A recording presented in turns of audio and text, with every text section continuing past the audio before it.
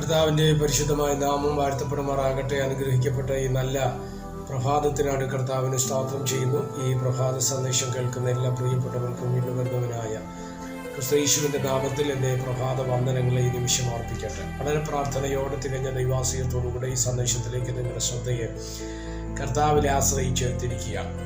യിരെമ്യാ പ്രവാചകന്റെ പുസ്തകം 6-ാം അധ്യായം അതിൻ്റെ 16-ാമത് വാക്യം. യഹോവ ഇപ്രകാരം അരുളി ചെയ്യുന്നു: നിങ്ങൾ വഴികളിൽ ചെന്ന് നല്ല വഴി ഏതെന്ന് പഴയ പാതകളിൽ നോക്കി ചോദിച്ച് അതിൽ നടക്കുവിൻ. എന്നാൽ നിങ്ങളുടെ മനസ്സിന് വിശ്രാമം ലഭിക്കും. അവരോ ഞങ്ങൾ അതിൽ നടക്കയില്ല എന്ന് പറഞ്ഞു. ഞാൻ നിങ്ങൾക്ക് കാവൽക്കാരെ ആക്കി. ഈ വാക്യങ്ങൾ കാണ്ട ദൈവത്തിന് സ്തോത്രം ചെയ്യുക.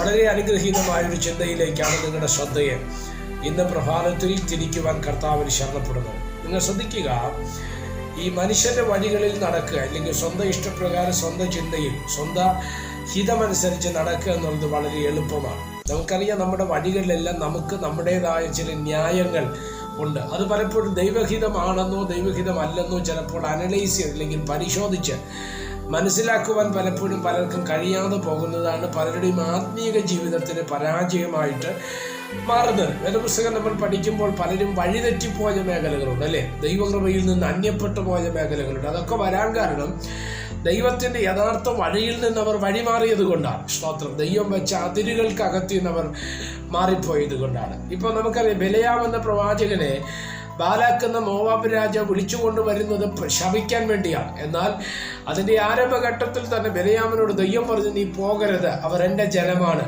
എന്ന് പറഞ്ഞിട്ടും മാന്യന്മാരെ കണ്ടപ്പോൾ അവരുടെ പിറകെ പോകാൻ പിന്നെയും ദൈവാനുഗ്രഹം ചോദിക്കാൻ വേണ്ടി പോയ മനുഷ്യനാണ് ബിലെയാം. അതുകൊണ്ട് തന്നെ ദൈവം പോകാൻ പറഞ്ഞെങ്കിലും വഴിയിൽ ഉരുപ്പിടിച്ച ആളുമായി ദൂതനെ ദൈവം നിർത്തുന്നതായിട്ട് നമ്മൾ വായിക്കുന്നത്. കഴുത കണ്ടിട്ടാണ് സംസാരിക്കുകയൊക്കെ ചെയ്യുന്നത്, അല്ലേ?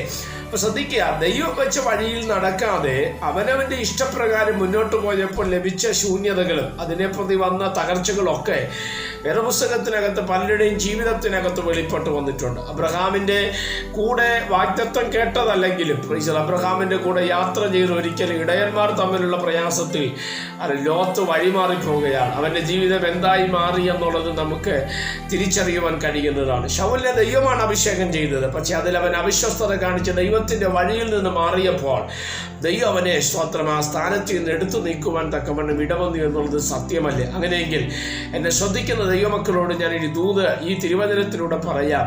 ദൈവം നമ്മളെ ആക്കി വെച്ചിരിക്കുന്ന വഴികളുണ്ട്. അതുകൊണ്ടാണ് ഇവിടെ യിരെമ്യാവ് പറയുന്നത്, നിങ്ങൾ സ്തോത്രം വഴി ഏതെന്ന് മനസ്സിലാക്കി പഴയ പാതകളെ നോക്കി അതിൽ നടക്കുവിൻ. സ്തോത്രം. എന്നാൽ നിങ്ങളുടെ മനസ്സിന് എന്ത് കിട്ടും?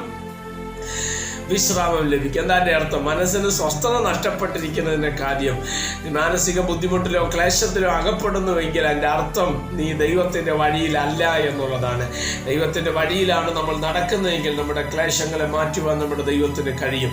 മാത്രമല്ല വചനം പറയും, നിങ്ങൾ ആ ദൈവത്തിൻ്റെ വഴി ഏതാണ് നല്ല വഴി എന്ന് ചോദിച്ച് ആ വഴിയിൽ നടന്നാൽ ദൈവത്തിൻ്റെ വിശ്രാമം നമുക്ക് ലഭ്യമാകുമെന്നും കൂടെ തിരുവചനത്തിലൂടെ നമുക്ക് മനസ്സിലാക്കുവാൻ കഴിയും. അപ്പോൾ വിശ്രാമം നമ്മുടെ മനസ്സിൽ ലഭിക്കണമെങ്കിൽ നമ്മൾ ആരുടെ വഴിയിൽ നടക്കണം? ദൈവത്തിന്റെ വഴിയിൽ നടക്കുക. മനുഷ്യന്റെ വഴിയിൽ നടക്കരുത്. അത് സ്വന്തം മറ്റ് തലങ്ങളുടെ വഴിയുടെ പിറകിലല്ല നമ്മൾ പോകേണ്ടത്, പകരം ദൈവത്തിന്റെ വഴിയിൽ നടക്കുക. അത് നമ്മുടെ ജീവിതത്തിനകത്ത് അനുഗ്രഹമായി മാറുവാൻ സ്വർഗത്തിലെ ദൈവം നമുക്ക് കൃപ നൽകട്ടെ. പ്രാർത്ഥിക്കാം. പരിശുദ്ധനായ ദൈവമേ, സ്വർഗീയ നല്ല പിതാവേ, ഈ നല്ല സന്ദേശത്തിനോട് നന്ദിയോടെ കർത്താവിന് സ്തോത്രം ചെയ്യുന്ന ഈ സന്ദേശം കേൾക്കുന്ന എല്ലാ പ്രിയപ്പെട്ടവരെ തൃക്കരങ്ങൾ തരികയാണ്.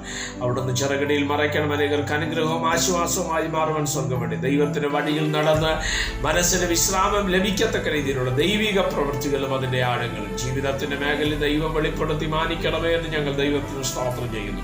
സമസ്തവും തൃക്കരങ്ങൾ തരികയാണ്. കൂടെ ഇരിക്കണം. മഹത്വം അങ്ങേക്ക് യേശുവിൻ നാമത്തിൽ തന്നെ. ആമേൻ. എല്ലാവരെയും ദൈവം അനുഗ്രഹിക്കട്ടെ. God bless you.